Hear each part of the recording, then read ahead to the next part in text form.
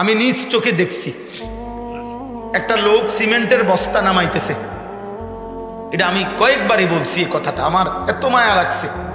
সিমেন্টের বস্তা নামাইতেছে, যে প্রতিটা বস্তা নামাইতে গেলে ট্রাকের থেকে গোডাউনে এই পিঠটা আপনার বাঁকা হইয়া যায়, এরপরে বস্তাটা এখানে লয় 50 কেজিওয়ালা বস্তা। এইভাবে সে নিয়া আপনার গোডাউনে থুইছে। 60 টাকা বা 8 টাকা বা সর্বোচ্চ 10 টাকা এক বস্তা সিমেন্ট যদি ট্রাকের থেকে ওই গোডাউনে থয়, তাইলে 50টা বস্তা এই বেচারা যদি নিয়ে থাকে। আমি তাকাইয়া দেখছি একটা বস্তা ফালাইবার পরেই এই ছোট্ট একটা গামছা কোমরের থেকে খুললে এটা দিয়ে ঘাম, তার শরীরটা ঘামগুলো মুছতেছে। এই মুছতে মুছতে আবার আরেক বস্তা নিছে। এইভাবে 50 বার হয়তো তার ঘামে ঝরছে। এভাবে 50 বার তার কোমরটা বাঁকা হয়ে গেছে, পিঠটা বাঁকা হয়ে গেছে। বিনিময়ে হয়তো 500টা টাকা পাইছে, 10 টাকা করে। তাইলে এই 10-500 টাকার থেকে তোমারে বাবা আপন সন্তানের হাতে 200টা টাকা হাতে দিছে। আর এই জানোয়ার এই ঘামে ধরা টাকার 200 টাকা দিয়া মোবাইলে উলঙ্গ ছবি দেখতেছে। এ কত বড় নিকৃষ্ট জানোয়ার! এই মানুষ নামের কত বড় কলঙ্ক!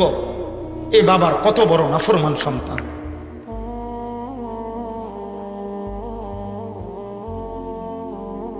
তুমি যদি প্রবাসীর ঘাম দেখতা তো বুঝতা প্রবাসীর কি পরিমাণ ঘাম ঝরে উপার্জন।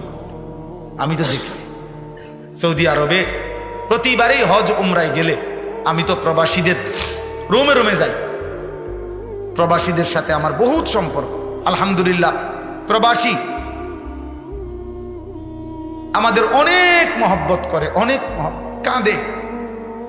এইবারও হজ্জের সময় এক যুবক আমারে জড়ায় ধরে বলতেছে, হুজুর 16 বছর আজকে বিদেশে আসি। চিৎকার দিয়ে কাঁদছে, ফোলাটা আমারে ধরে কইতেছে, হুজুর আমাকে কিচ্ছু নাই জীবনে, আমাদের কোনো কিছু নাই, আমার লাগে দোয়া করেন। তা আমি বললাম, কেন নাই? কিছু নাই বলতে ওই আমারে বলতেছে, হুজুর এই পর্যন্ত জীবনে 16 বছর যারে যত টাকা দিছি কাউরে খুশি করতে পারি নাই। যতই দিছি হুজুর কয় আরো দিতে পারতো। দিছি 10,000, কতে ইতে একটা বিদেশ তাইতে ইচ্ছা করলে 20,000 দিতে পারতো। বুঝেন নাই কথাটা? কাউরে খুশি করতে পারি নাই। সবাইরে কথা হইলো এটা, আমি প্রবাসীর কাছে আরো টাকা আছে, আমার সব দিয়ে লাইছি হুজুর, আমি কাউরে খুশি করতে পারি নাই। আমার এত মায়া লাগছে। আহা, এই টাকা দিয়ে তো তোমাদেরকে পাঠায় বাবা, সেখান দিয়েই তুমি নারী দেখো, ছবি দেখো। এই প্রবাসীর রক্ত পানি করা ঘামের এই পবিত্র টাকা তার স্ত্রী, যাদের বেহায়া নারী বাজারে বাজারে ঘুরে। হায় নারী, এই বোন, তুমি তোমার স্বামীর উপরে অনেক বড় জুলুম করলা। তুমি জানো না তোমার বিদেশি স্বামীর একটা একটা টাকার পিছনে কত ঘাম আছে, অনেক ঘাম মিশে আছে, অনেক কষ্ট মিশে। লোকটা কোনোদিন নিজের, কেউ তারে যে একটু রান্না করে দিবে, কেউ তারে 1 কাপ চা বানায় দিবে, আপন জন তো নাই। নিজের জামা নিজে ধোয়। আমি এই দিনও কাতারে আমার এক মহব্বতের ছেলের লগে আমি ভিডিও কলে কথা বলছি, আমার এক প্রবাসী। আমি দেখলাম এই একটা রুমের মধ্যে 4টা খাট, ছোট্ট একটা রুম, প্রত্যেক খাটের মধ্যে 2 জন মানুষ, মানে নিচে একজন শুয়ে রয়েছে, উর্ফে একজন হুজুর, এই 8 জন। বাচ্চার মতো ওই বেটা শুয়ে রয়েছে, ওখানে বইয়া আমার দিকে চাইয়া রয়েছে। আমি বললাম, উনি কি তা? হুজুর আমার লগে থাকে, উনিও প্রবাসী। আহা, মায়া লাগছে। মানে আলগা জায়গা নাই, এক খাটে 2 জন ঘুমায়, নিচে একজন, উর্ফে একজন। এত কষ্ট করে কাটা, এটা কি জীবন? দেশে এটা কল্পনা করা যায়? অথচ তার টাকার মধ্যে তার ফ্যামিলি 12,000 টাকা দিয়ে শহরের বাসায় ভাড়া থাকে। হাতের ফুতে জমিদার, তার আড়ার স্টাইল দেখলে বোঝা যায় তার আব্বা হইল আটলান্টিক মহাসাগরের মালিক। হিমালয় পর্বত তার বাপে, তার হাঁটা দেখলে মনে। মুসলমানের যুব সমাজের বিরুদ্ধে লাগছে যে এদেরকে প্রেম, ভালোবাসা, নারী, ছবি, অস্থি দৃশ্য, এদের শরীরের ফ্যাশন, রূপচর্চা, কাপড়, পোশাক, এই সামান্য বিষয়ের উপরে লাগাইয়া একটা চটপটি খাইতে গেছে 3 ঘন্টা নাই, 1 প্লেট চটপটি খাইছে। কিছু এতক্ষণ ধরে চটপটি খাইছে। একজন মুসলমানের 3 ঘন্টা কোনো মূল্য নাই। 10 ঘন্টা, বিকাল 3টায় বের হইছে, রাতের 11টা বাজে ঘরে ফিরছো তোমরা। 8 ঘন্টা পরে যদি জিজ্ঞাসা করা হয় নওজোয়ান কি করছো এতক্ষণ, ঘুরছি। মুসলমান 8 ঘন্টা এভাবে ঘুরে, অথচ 8 ঘন্টা প্রতিদিন ডিউটি করে কত মানুষ উপার্জন করে। অসংখ্য মানুষের চাকরির ডিউটি কয় ঘন্টা? 8 ঘন্টা ডিউটি করলে উপার্জন হয়, বেতন হয়। 8 ঘন্টা মাটি কাটতা, 8 ঘন্টা সিএনজি চালাইতা, 8 ঘন্টা মাটি কাটো, 8 ঘন্টা সিরা ভাজো, তাইলেও তো ভালো ছিল, সিরা বেচতে পারতা। 8 ঘন্টা মুড়ি ভাজো, তো মুড়ি বেচতে পারতা।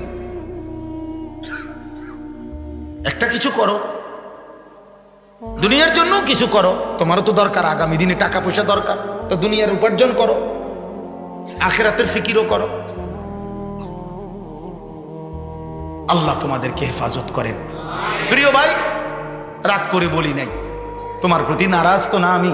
এখানে তো আমার কারোর সাথে কোনো ঝগড়া হয় নাই। আমি শুধুমাত্র বিবেকের জন্য বললাম, ইনসাফের জন্য বললাম। আল্লাহ আমাদেরকে হেফাজত করেন। সব বাবাদেরকে বলি, বাবা গুনাহ ছেড়ে দেন, আমাদের হায়াত আল্লাহর দান। এই শেষ আমার আয়াতের তরজমা আমি এটাই বলি। আল্লাহ তাআলা বলছে, বান্দা আমি একটা আয়াত পড়ছি, 24 নম্বর পারা কোরআনুল কারীমের 40 নম্বর সূরায়ে মুমিন 67 নম্বর আয়াত। একটা কথা শুধু বুঝাই, আল্লাহ এখানে আমাদেরকে বলছে 5টা কথা। 1 নম্বর বলছে, হুয়াল্লাযী খালাকাকুম মিন তুরাবিন সুম্মা মিন নুতফাতিন সুম্মা মিন আলাকা।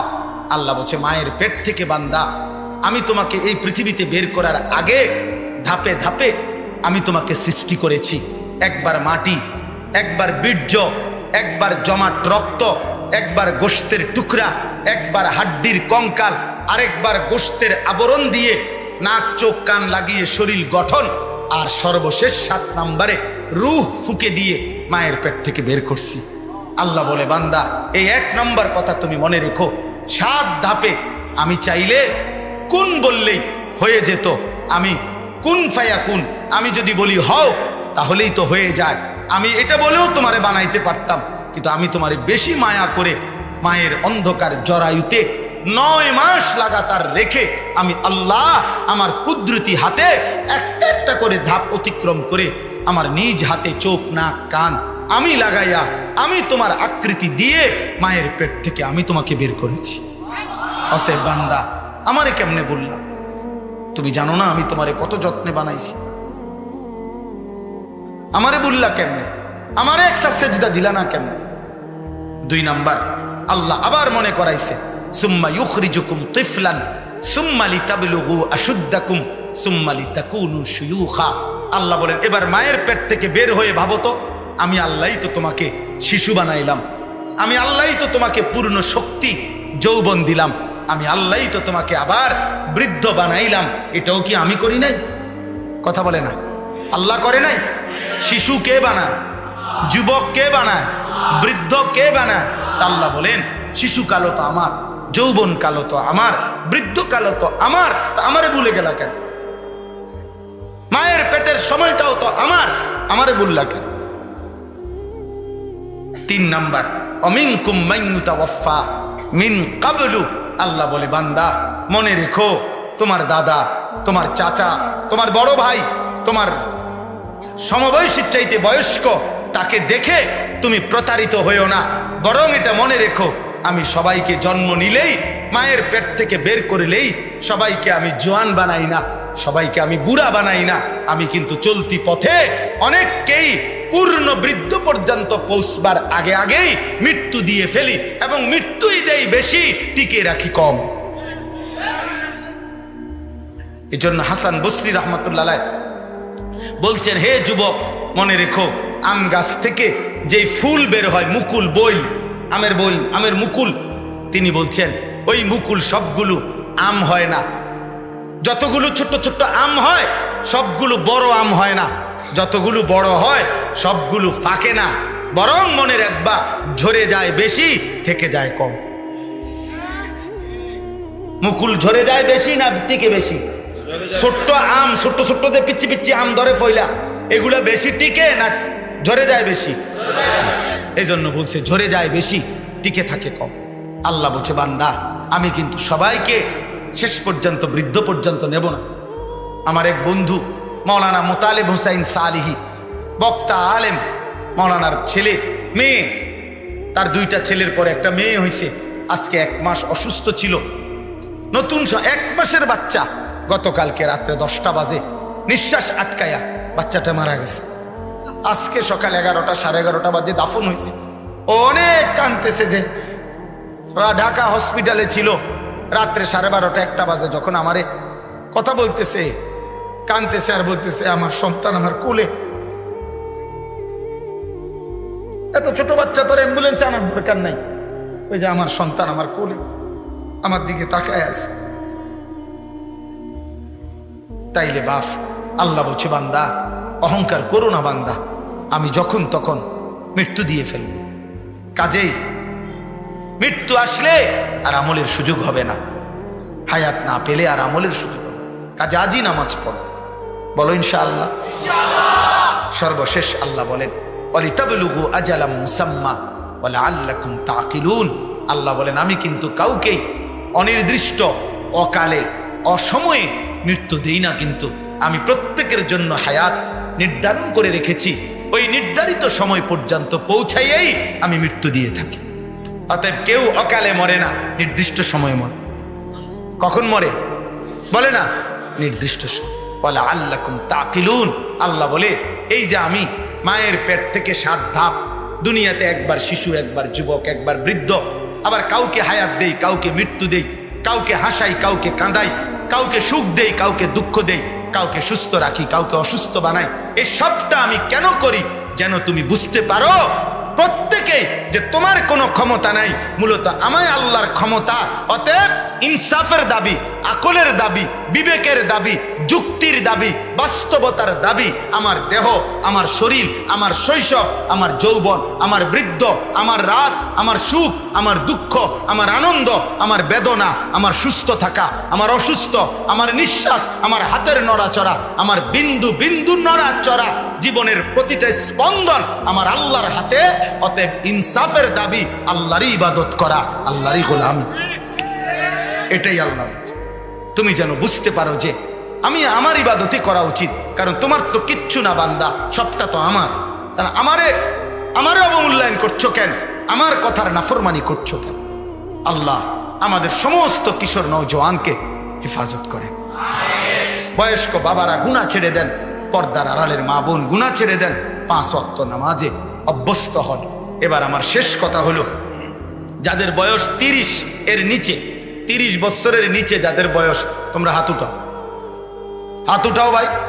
30 বছরের নিচে, মাশাআল্লাহ, সবই তো মাশাআল্লাহ, ইনশাআল্লাহ আগামীর পৃথিবী ইসলামের পৃথিবী, ইনশাআল্লাহ আগামীর পৃথিবী ইসলামের পৃথিবী, ইনশাআল্লাহ ইনশাআল্লাহ।